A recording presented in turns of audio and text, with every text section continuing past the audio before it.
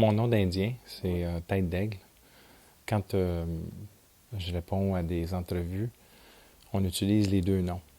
Parce que pour nous, les Autochtones, le symbole de ton nom veut dire qui tu es. Et moi, pour moi, ben, la tête d'aigle, c'est la direction de l'Est, où ce que la saison est le printemps, la saison des purifications. Et c'est aussi la direction de la vérité. Et c'est la direction du porte-parole, si vous voulez, de l'aigle qui livre les messages au Créateur de l'homme. Donc, c'est lui qui voit le plus loin et c'est un symbole sacré pour nous autres. Donc, quand on m'a donné ce nom-là, Ushtogan-Megezi, qui veut dire tête d'aigle, on m'a donné ça comme symbole de vérité. Pas à la naissance, dans une cérémonie après, parce que quand les Autochtones ont naissance, c'est rare qu'on leur donne un nom, pour la simple raison qu'ils ne se sont pas développés encore. Et le nom est donné à celui dont ses actions symbolisent un peu qui il est. Donc, normalement, on va lui donner ça là, quand il passe les 18 ans parce qu'il est bien assis sur qui il est. Et la communauté l'a regardé d'une façon, l'a étudié d'une façon assez spécifique pour être capable de lui acheminer un nom. Que quand on va mentionner son nom, ça symbolise vraiment qui il est. Il y a une cérémonie du calumet sacré, parce que c'est pas un calumet de paix, c'est un calumet sacré, à toutes les pleines lunes. Moi, j'ai un calumet sacré. Mes enfants ont déjà leur calumet sacré. Ils l'ont eu à l'âge de 8 et 9 ans. Donc, ils sont déjà sur la route de la spiritualité autochtone. Et les Indiens des plaines leur ont déjà remis un nom qui va peut-être changer plus tard ou rester. Parce qu'ils se sont identifiés très rapidement qui il était. Donc, il y en a un qui s'appelle Moskwa, qui veut dire ours. L'ours, c'est l'esprit qui réside à l'ouest, qui est la fenêtre de la spiritualité, la connaissance de soi, l'introspection. Et c'est aussi la direction de ne jamais perdre sa route, de toujours savoir où on est et d'inviter, lorsque le besoin se fait sentir, les esprits à venir nous assister dans notre développement ou d'avoir une direction là, à suivre. L'autre, mon plus jeune, son nom qui lui a été donné par les Indiens des plaines, c'est Wapus, ça veut dire le lièvre. Il est rapide, intelligent. Et puis, quand on le regarde, vraiment, là, ça ressemble. Puis ça, c'est pas les noms que nous, on leur a donnés à naissance. Quand, à naissance, moi, JC, mon plus vieux, qui a 14 ans, JC en dessous, ça veut dire la lune. L'autre, son nom, c'est Chaitan, qui a 13 ans. Ça veut dire faucon. Donc, c'est un oiseau prédateur. Et puis, ces deux noms-là, c'est des noms que nous, on a choisis. Mais les Indiens des plaines ont déjà donné d'autres noms, malgré le fait qu'il y avait déjà des noms autochtones.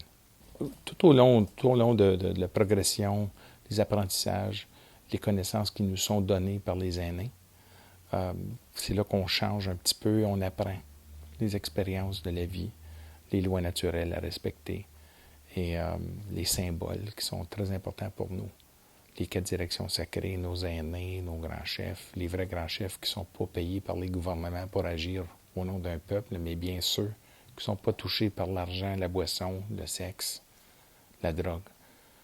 Donc, quand on identifie quelqu'un en tant que sage ou grand chef, c'est parce que normalement, c'est une personne qu'on peut avoir confiance dedans qui ne nous trahira pas pour de l'argent et les autres choses là, que j'ai mentionnées. Il y a 2 sortes de grands chefs, exemple au Canada, et je vous dirais que je suis allé en Amérique du Sud à plusieurs reprises aussi. J'ai voyagé partout au Vietnam. J'ai rencontré des grands chefs au Vietnam. J'en ai rencontré qui étaient payés par les gouvernements et j'en ai rencontré qui n'étaient pas payés. Pour nous, la venue des non-autochtones, des Européens sur le territoire canadien, il y a 400 quelques années passées, on ne connaissait pas, si vous voulez, le mensonge. C'est pas le mensonge pour nous n'est pas seulement qu'un mensonge, mais c'est une déception qui favorise un individu et défavorise l'autre qui a entendu le mensonge. Le mensonge est construit aussi pour nous plaire visuellement, pour que quand on l'écoute, l'histoire nous plaît, est bien à écouter. Et souvent, la vérité n'est pas vraiment ce qui est bienvenu à l'intérieur d'une discussion parce que quand on fait face à la vérité, on fait face aux vraies choses.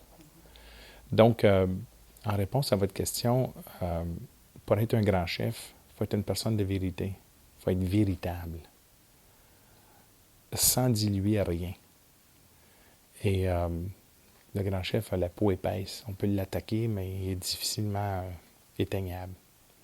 Ça, c'est des vrais grands chefs. Les autres qui sont choisis, exemple, l'Assemblée des Premières Nations, reçoivent un budget de 15 milliards de dollars par année par le gouvernement du Canada. Eux autres se sont choisis un grand chef, mais c'est un grand chef qui n'est pas capable de vivre les vraies choses, les vraies coutumes, les vraies pratiques, parce qu'il est payé. Et on ne peut pas mordre la main de celui qui nous paye et qui nous a tout pris, confisqué, abîmé nos terres, nous a volé nos ressources naturelles pendant des années et des années et continue. Donc, pour nous, c'est facile, les Autochtones, les vrais, les traditionnels, on sait qui est qui. Et quand les Européens sont arrivés avec cette forme de possession-là, parce que l'argent nous permet de posséder, puis nous, on ne possède rien. Parce que quand on décède, on n'amène rien avec nous, sauf ce qu'on a fait de bien et de mal. Donc, nous, c'est le partage. Pour être capable de savoir recevoir, on doit savoir donner. Si tout le monde donne, tout le monde reçoit. Donc, on ne peut pas donner avec de l'argent, parce que l'argent nous permet d'acquérir et posséder. Et c'est là que le contrôle s'installe, et ceux qui sont plus riches par rapport aux plus pauvres. Mais une expérience de vie. Moi, j'ai fait beaucoup de préparation dans les voyages des années. Et ceux qui avaient beaucoup d'argent, qui ont tout contrôlé durant leur vie, s'aperçoivent, durant les dernières heures, qu'ils n'ont contrôlé rien. Parce que l'argent qu'ils ont fait, ils ne l'amènent pas avec eux. Et c'est là que c'est vraiment, vraiment désolant de voir comment est-ce qu'un individu qui croyait qu'il avait tout n'a plus rien. Donc, pour être choisi grand chef, il faut être vraiment... faut connaître les traditions, il faut respecter les traditions, la spiritualité, nos coutumes et notre façon de vivre, qui est carrément différente de beaucoup d'autres peuples. Moi, j'étais un Indien aux yeux bleus. Et le Créateur m'a donné 4 dons à naissance. Un de mes dons, c'est j'ai un don de guérison. Et puis, oui, je suis un chaman. C'est pas quelque chose que je pratique beaucoup avec beaucoup de personnes parce que pour être capable de recevoir, on doit savoir donner. Mais pour donner, on doit avoir reçu aussi. Donc, le chamanisme, qui est un petit peu des pouvoirs de guérison et aussi des pouvoirs de spiritualité mélangés ensemble, aussi des pouvoirs de vision dans le présent et le futur. Moi, je pratique ça depuis un très, très jeune âge. Ça m'a embêté longtemps parce qu'il y avait des choses qui se passaient autour de moi que je ne comprenais pas à un très jeune âge. Puis je vous dirais que j'ai eu besoin des explications de personnes pas mal plus âgées que moi pour comprendre ce qui se passait. Donc, à toute fin pratique, oui, je suis un chaman. Pas seulement que les visions, les présences. C'était menaçant. Hein? C'était tellement puissant que je ne dormais pas. J'avais 7 ans. Aujourd'hui, j'ai eu la chance d'avoir un grand maître qui m'a préparé à comprendre ce qui se passe autour de moi et l'apprécier. Quand on a 7 ans, on a peur de beaucoup de choses, hein, parce qu'on ne les comprend pas. Mes parents ne comprenaient pas ça. Ils m'emmenaient voir un prêtre. Le prêtre avait peur. Quand je lui ai conté ce qui se produisait, il disait « Moi, je ne peux pas t'aider. Tu me fais peur. » Comme je me demandais la question, comment je posais de comprendre ça quand vous ne le comprenez pas. Donc, aujourd'hui, j'ai maîtrisé ça. Et puis, je suis en mesure de comprendre un peu plus. Il faut rester humble, hein, de comprendre un peu plus ce qui est autour de moi, mais de travailler avec ce qui est autour de moi. Puis mon plus grand ami, c'est le Créateur. Puis lui, il est toujours à ma droite. J'ai été apporté dans la religion, j'ai été baptisé catholique. Et puis par la suite, j'ai, il y a longtemps passé, pris la route indienne. Je dois dire que pour moi, la religion catholique, anglicaine, toutes les religions sont bonnes tant qu'on parle de bien. Quand on fait des choses bien, tout est bien. Si on manipule à travers des processus et des croyances religieuses les individus, là, c'est moins bien. Et pour nous, ben, les Autochtones, c'est inacceptable. Mon peuple a été apporté sur cette route-là il y a beaucoup d'années passées. On s'est presque perdu là-dedans. Parce que la religion nous enseignait le contrôle, la possession. Ce qui était complètement l'inverse de qui on est. C'est pour ça qu'on s'est presque tout détruit. Jusqu'à temps qu'on reprenne cette route-là. Par chance que nos aînés, là, les vrais, nos grands chefs, les vrais, nous ont gardés sur la bonne route. Et normalement, avant une entrevue, je fais tout le temps une prière.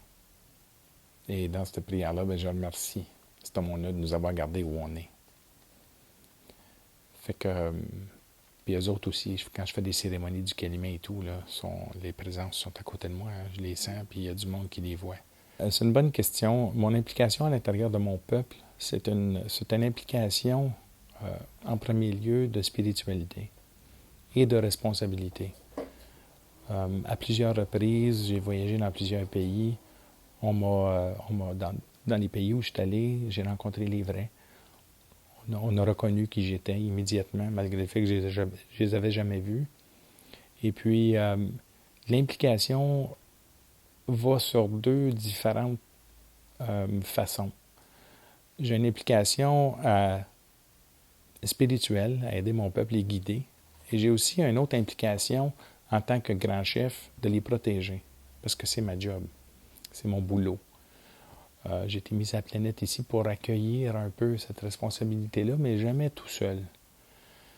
Beaucoup de personnes autochtones et non autochtones ont peur des lois, ont peur des agressions qui sont apportées par différents gouvernements sur les peuples autochtones, parce qu'on ne les comprend pas.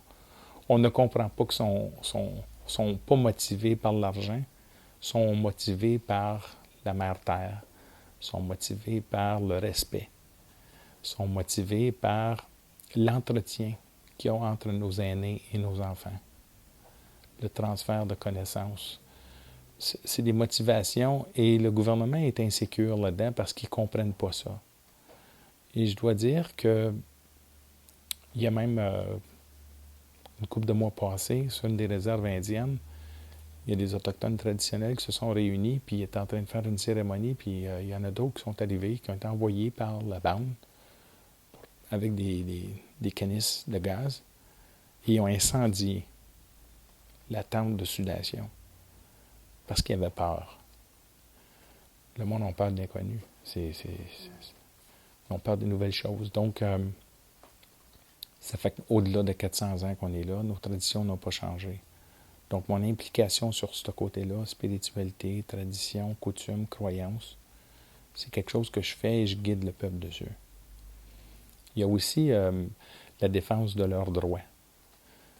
C'est pas moi qui les ai reconnus, ces droits-là. J'ai travaillé dessus, par exemple, mais les droits qui sont associés au peuple autochtone, leur droit de se gouverner eux-mêmes, leur droit de ne pas faire face à aucune discrimination, leur droit d'être remis en liberté quand on les agresse ou quand il y a des problèmes puis qu'on les met en prison.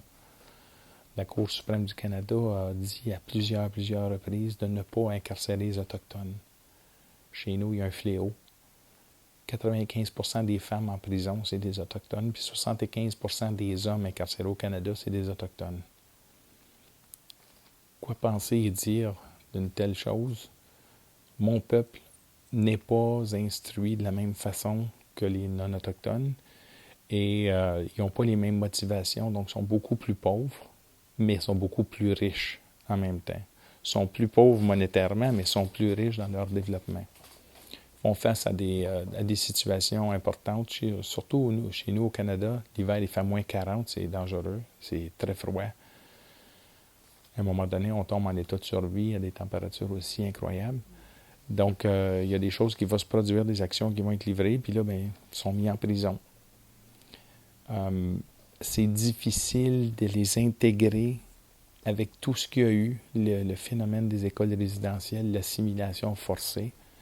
En 2005, le gouvernement du Canada a fait des excuses à même une session parlementaire pour un crime contre l'humanité, contre les peuples autochtones. Ils en ont tué 25 millions d'Autochtones chez nous en Amérique du Nord. Donc, pour être capable d'accepter une telle action de seulement que le premier ministre du Canada, ça l'a passé comme une insulte. Parce que c'est pas seulement qu'à s'excuser qu'on va recevoir les cœurs ouverts. Et ça continue. Le principe des écoles résidentielles continue dans plusieurs centaines et milliers, des centaines de milliers d'individus qui ont été violés, abusés. Et lors de l'excuse, le premier ministre du Canada, Harper, a avoué, encore en session parlementaire, qu'il y avait eu un rôle à jouer important. Le gouvernement du Canada avait eu un rôle à jouer quand ils se sont mis d'accord avec les religions pour porter de telles actions. Donc, c'est tout nouveau, là. On parle de 5-6 ans passés, 7 ans passés. La guérison de ça est très difficile. Et aujourd'hui, je ne peux pas dire que c'est planifié, mais je peux vous dire que c'est un peu volontaire. C'est difficile de respecter la vision des Autochtones. On leur demande, dans des exemples, des grandes réunions gouvernementales, de venir faire une prière. Mais la prière est entendue, puis après ça, on le fout à la porte, on lui donne de l'argent et salut. Le gouvernement du Canada ne reçoit pas les vrais Autochtones parce que nous, on n'est pas là pour l'argent et le gouvernement parle d'argent. Malgré le fait qu'on doit avoir un peu d'argent pour vivre, il ne faut quand même pas s'isoler du restant de la planète et mourir debout. Là. On a seulement besoin de ce qu'on a besoin, pas plus. Donc, ce côté-là est un côté difficile à enseigner à monsieur tout le monde qui est prêt à polluer l'air, l'eau, la terre, que ses enfants ont besoin pour se nourrir, pour de l'argent qu'il n'amène pas avec lui quand il va décéder. Ça, c'est un côté de barrière. L'autre côté, il y a le côté affaires. On a toujours été bons en affaires, puis c'est pour ça que les Européens ont survécu. Quand ils sont venus chez nous, on s'est tout le temps fait fourvoyer, si vous voulez, là, un miroir pour plusieurs pots. On n'avait jamais vu le miroir, donc nous, on pensait que c'était équitable. Et puis, c'est là qu'on est différent aussi. Nous, on n'aurait jamais pris avantage d'un autre, c'était pas nos façons, parce qu'on vivait en collectivité. Un aidait à l'autre, personne n'est plus important ou moins important que l'autre, tout le monde a un rôle à jouer. Mais quand ils sont arrivés avec les bateaux, les gros canons, les armes et tout, c'était impressionnant. On est habitué de se promener en canot, puis on voit un bateau qui arrive avec plusieurs centaines de personnes. Là, c'était du jamais vu, ça nous a impressionnés. Et on a cru que c'était nos amis.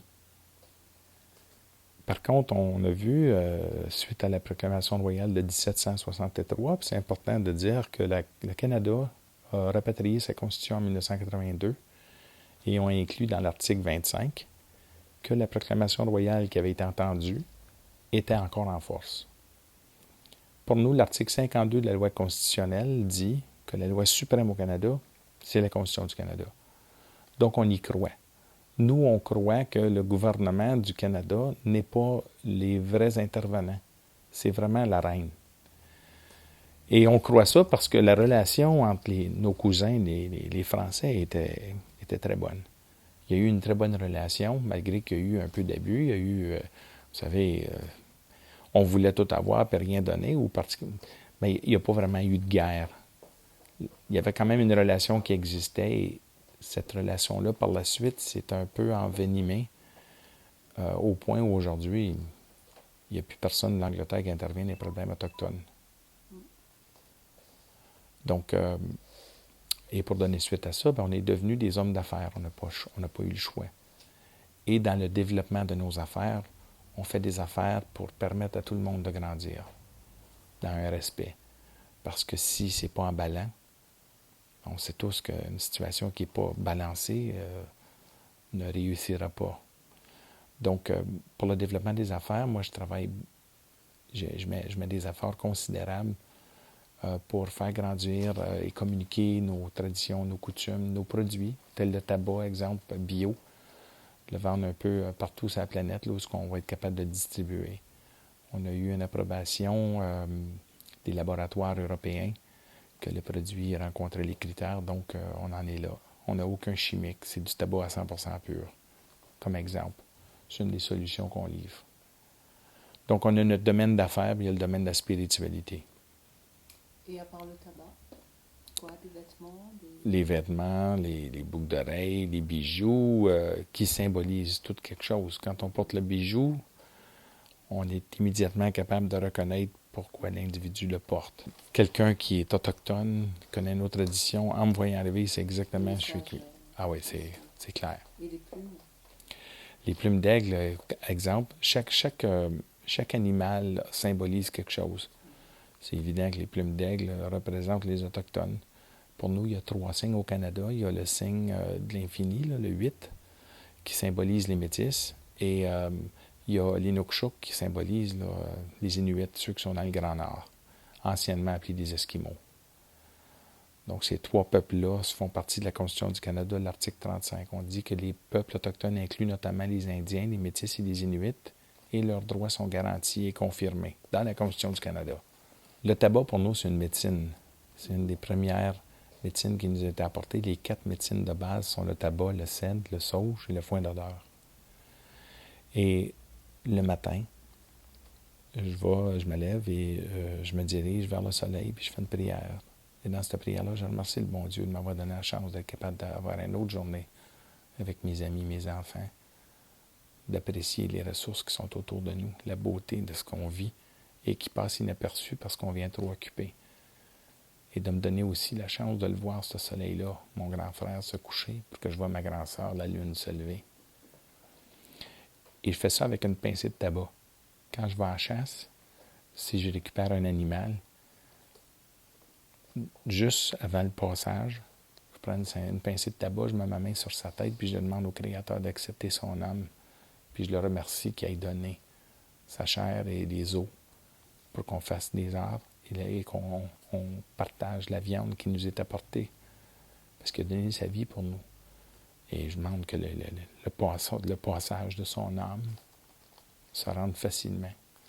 Et là, j'ai vu, quand j'ai chassé, là, j'ai vu des animaux là, pris d'une frayeur incroyable, paralysés, puis capables de se lever parce qu'ils étaient tirés. Puis tu mets ta main dessus, là, puis quand tu le sens que quand il décède, il est en paix. Puis on peut faire ça avec nos aînés aussi. Quand le dernier voyage, puis je vais vous conter une petite anecdote. J'étais dans un hôpital, j'étais invité, j'ai un ami qui était malade, et j'ai rentré dans la chambre d'hôpital où il était. En rentrant, j'ai eu un sentiment important de détresse à droite. Il y a une femme qui était là, et puis elle était intubée. Elle venait de sortir de la salle d'opération, ça faisait peut-être 1 heure, et puis je suis allé la voir, et puis je savais qu'elle n'était pas décédée. Parce que ça, c'est une autre façon que je vois aussi. Et je lui ai parlé un petit peu, puis là, j'étais voir mon ami, puis j'ai dit, il se passe quoi avec la madame? Il dit, elle est opérée, puis il dit, tout va bien. Il dit, entre-temps que je suis en train de discuter, on est allé, puis là, on a enlevé le tube et tout. Moi, je savais que le temps était très court. Ça fait qu'après qu'ils ont tout enlevé ça, je suis allé la revoir. Et puis, je lui ai dit, je sais que tu sais que le temps est proche. Puis j'ai dit, tu vas fermer tes yeux, puis quand tu vas te réveiller de ton sommeil, tu vas être dans la lumière. Et puis elle a fermé ses yeux, puis 1 heure et demie plus tard, elle était décédée avec un sourire. Lorsque j'étais décoré, la première décoration que j'ai eue, la remise de distinction, c'était l'étoile civique. Et j'ai trouvé un peu difficile d'accepter la remise de distinction parce que on peut croire que les Autochtones sont naïfs, mais pour nous, c'est important d'avoir une explication quand il se produit quelque chose. Et puis, il y avait le général, je crois son nom c'est Omnes, qui fait partie de la Ligue universelle du bien public et de l'Étoile civique. Puis je lui ai demandé, j'ai dit, je comprends pas que vous me décorez quand mon pays me cogne sur la tête. Et il a fait une pause, puis il m'a regardé, il dit, mais, il dit, grand chef, prenez-nous pas pour des nuls. Il dit, nous, avant de remettre une distinction, on a fait nos recherches. Qui est Guillaume Carle? Un héros canadien, former des centaines de personnes autochtones qui travaillent aujourd'hui, qui avant ils dépendaient de l'aide sociale. Vous êtes élu en 2003, et depuis que vous êtes élu et vous défendez les droits, vous êtes élu grand chef, vous défendez les droits des peuples autochtones, le Canada s'acharne à essayer de vous éteindre. Il dit, vous devez quand même respecter que nous, avant de décorer quelqu'un, on fait vraiment notre ouvrage. Et là, j'ai compris. Et j'ai compris aussi, parce que les causes viennent juste de finir, j'ai été chargé 36 fois criminellement. Et puis, j'ai été arrêté 8 fois. J'ai été incarcéré. Il m'est arrivé des affaires, quand j'ai été incarcéré, des atteintes à la dignité importantes. J'ai failli y passer. J'ai été hospitalisé aux soins intensifs. On m'avait ramassé, on m'attendait sur un barrage. Et puis, suite aux activités policières, là, c'était alarmant. Et puis, tous les incidents qui sont arrivés, parce que le général a qualifié ça comme des incidents politiques. Il dit, on vous apporte pas en avant des tribunaux parce que vous avez volé un auto, vous n'avez pas agressé personne, vous œuvrez dans le travail de la défense des peuples autochtones et ça n'empêche le gouvernement. Puis il dit, c'est pour ça que vous êtes décoré. Donc, le fait que j'ai été arrêté 8 fois, le fait que j'ai été chargé 35 fois et que j'ai gagné la 36e cause en appel, me montre qu'il y en a une justice au Canada. Même si on y doute. Et puis, il y a des fois que j'ai douté. Mais j'ai vu dans les juges du Canada une impartialité incroyable. Il y a des causes qui ont duré des années. Là. La dernière a duré tout près de 4 ans. Là. Et puis, quand c'est long comme ça, là, le doute s'installe. Et puis, ils sont allés en appel et j'ai gagné toutes les causes au complet. Et puis, les avocats de la région où je demeure, ils m'ont dit, il n'y a jamais personne qui a gagné 35 ou 36 causes de fil sans en perdre une. Et je vais te partager une petite histoire là, qui est très courte. Au début de la dernière cause, le juge me demande, il dit, mais grand chef, il dit, vous n'avez pas d'avocat? J'ai dit, non, il n'y a pas vraiment d'avocat qui veut me représenter. Il dit, voyons. Donc, il y avait 4-5 avocats dans la cour. J'ai dit, s'il y a un avocat qui veut me représenter, là il était personne. Fait que le juge a demandé à un avocat, il dit, vous, Maître Gauthier. Ah, il dit, non, il dit, moi, je suis trop occupé de prendre ces causes-là. C'est trop des grosses causes, c'est trop long. Il dit, j'ai pas les ressources, c'est impossible. Donc là, j'ai convaincu le juge que finalement, et en plaidoirie à la fin, qui était comme 4 ans plus tard, j'ai dit au juge, j'ai dit, je dois m'excuser. Il dit, mais pourquoi? C'était à moi de parler. J'ai dit, vous m'avez demandé si j'avais un avocat, puis j'ai dit, je vous ai conté un mensonge. On ne peut pas mentir à un juge, hein, c'est par jour, c'est la prison directe. Il dit, mais vous m'avez menti quand? J'ai dit, la première question que vous m'avez posée, si j'avais un avocat, je vous ai dit non. Puis j'ai dit, aujourd'hui, je dois vous dire que c'est un mensonge. J'ai dit, je le vois pas, votre avocat, j'ai jamais vu d'avocat avec vous. J'ai dit, non, mais il était assis à côté de moi, c'est le créateur. Puis lui, il s'assure que la vérité ici va sortir. L'avocat de la couronne, il s'est levé, il dit, non, mais je suis supposé dire quoi à ça? Il dit, le droit de libre croyance, c'est un droit ici au Canada. C'est un droit fondamental. Donc, si je doutais, là, je venais de faire le point que le doute n'existait plus. Parce que je crois vraiment que le Créateur est à côté de moi et il me supporte. C'est lui qui me guide sur cette route-là. Et je crois aussi dans ce qu'ils m'ont dit en Amérique du Sud, au Vietnam et partout, que je suis un de ses grands amis. Je chante depuis l'âge de 6-7 ans. C'est le plus grand cadeau que le bon Dieu m'a donné, puis c'est celui que j'ai fait le moins d'argent avec, malheureusement. J'ai toujours rêvé de communiquer mon talent. Et puis, quand j'ai chanté ici en France, dans les arènes à Palavas. Et puis, j'ai pris mon tambour et je suis capable de siffler comme une flûte. Donc, j'ai un tambour, puis en arrière de mon tambour, j'ai un micro, un petit tam-tam. Et puis, dans ma main droite, avec le bâton pour le frapper, j'ai un rattler, le chi-chi-chi. Et j'ai fait un spectacle de musique et j'ai fait 2 chansons autochtones. Et je chante en navajo. C'est une langue douce. C'est une langue facile à communiquer. Puis, je trouve que c'est une langue, le navajo, que quand tu chantes, tu es capable de toucher le monde au cœur, direct. Là. Et puis, quand j'ai fini de chanter cette chanson-là, tout le monde pleurait. C'était vraiment spécial. J'ai jamais enregistré de chansons autochtones parce que les aînés m'ont dit que je devrais garder ça pour moi.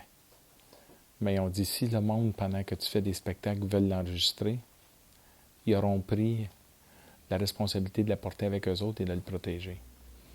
Donc, je chante du country rock, du country blues, du rock and roll. Et puis, je chante un peu de la musique, la plus belle ballade au monde, c'est « Laisse-moi t'aimer » de Mike Brandt. Je chante cette chanson-là. Donc, c'est un style varié, si tu veux, là, du Tom Jones, du Elvis un peu. Et puis, toutes ces chansons-là, je les refais à ma façon.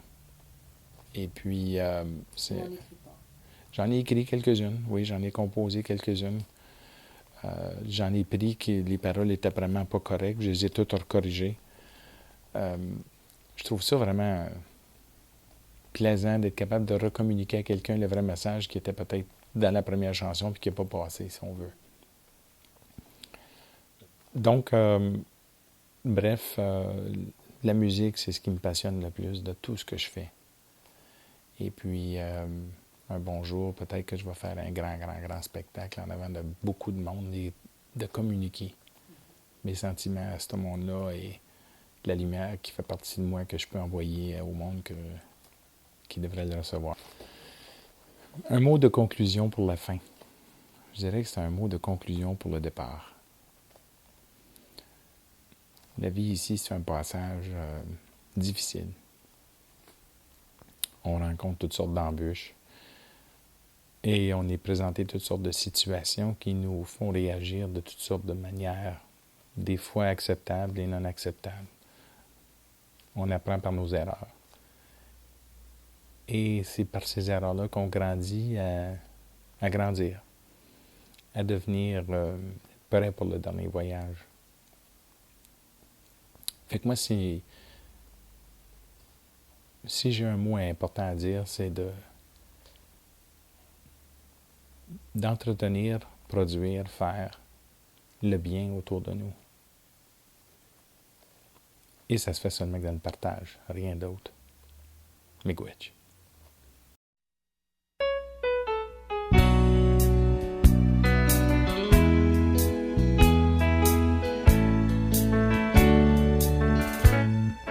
Welcome to my world. Won't you come on in? Y a bien des miracles qui arrivent de temps à autre. Step into my heart and leave your cares behind. Welcome to my world, built with you in my mind.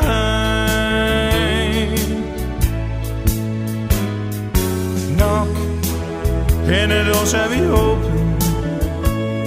Demande et tu recevras. Regarde et on te donnera. Oui, la clé de mon cœur. I'll be waiting there with my open arms en attente de toi. Bienvenue dans mon monde. La la la la la. Welcome to my world. yeah, yeah.